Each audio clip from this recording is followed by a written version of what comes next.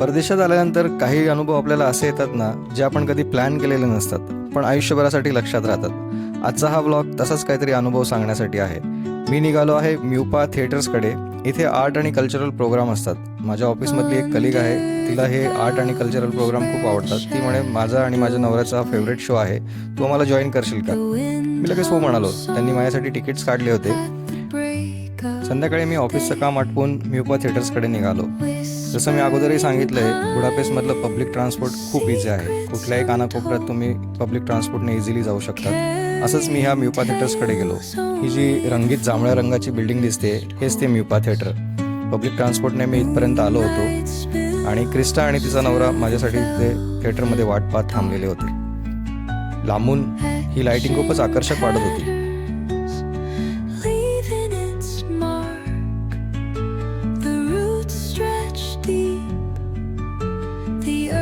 रंगीबेरंगी लाइटिंग आणि बिल्डिंगची भव्य दिव्यता.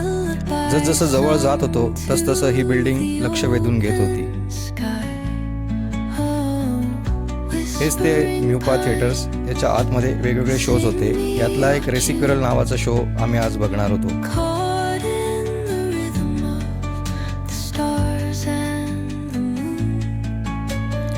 म्युपाच्या आत पाऊल टाकताच एक वेगळाच शांतपणा जाणवला. गर्दी खूप होती, तरी पण आवाज बिलकुल नव्हता.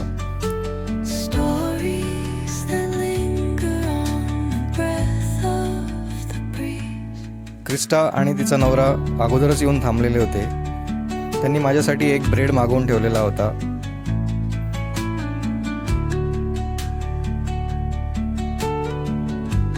हे एक विंटर कोट जमा करण्याचं स्टेशन होतं. इथे आम्ही आमचे विंटर कोट जमा केले.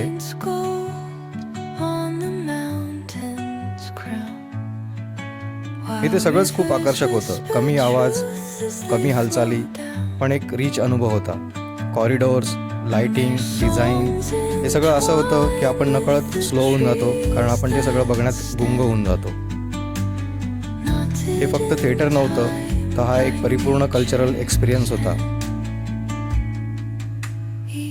आणि इथे थिएटर्सकडे एंटरटेनमेंट म्हणून बघितलं जात नाही, तर एक कल्चरल अनुभव मिळण्याची जागा म्हणून बघितलं जातं. तिकीटिंग प्रोसेस खूप सोपी होती. त्यांनी अगोदरच तिकीट काढून ठेवलेलं होतं. तिकीट घेऊन आम्ही थिएटरच्या आतमध्ये गेलो.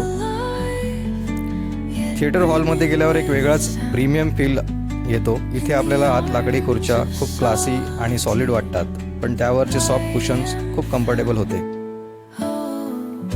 1-1.5 तास बसून सुद्धा कसलाही थकवा जाणवला नाही. लाइटिंग, टेम्परेचर आणि सिटिंग अरेंजमेंट इतकं बॅलन्स होतं की मन आपोआपच काम होऊन जातं.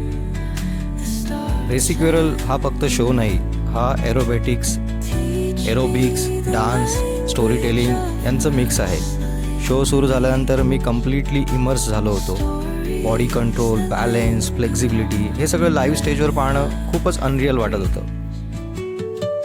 काही मोमेंट्स तर अशा होत्या की जिथे मी खरंच विचार करायला लागलो होतो की हे खरंच लाईव्ह आहे का.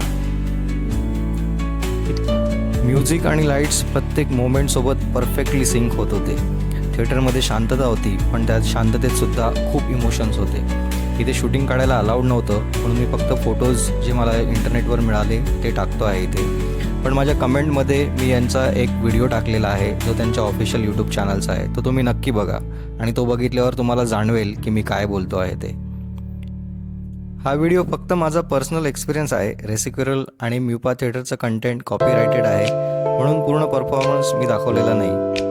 बुडापेस्टला आलात आणि साईट सीइंगपेक्षा काही मिनिंगफुल बघायचं असेल तर रेसिक्युरलचा शो नक्की बघा, असं मी तुम्हाला सांगेल. शो संपल्यानंतर क्रिस्टा आणि तिच्या नवऱ्याचे मी मनपूर्वक आभार मानले आणि त्यांनी त्यांच्या कारमध्ये मला हॉटेलपर्यंत ड्रॉपसुद्धा केलं. व्हिडिओ आवडला असेल तर लाईक, शेअर आणि सबस्क्राईब नक्की करा आणि भेटूया आपण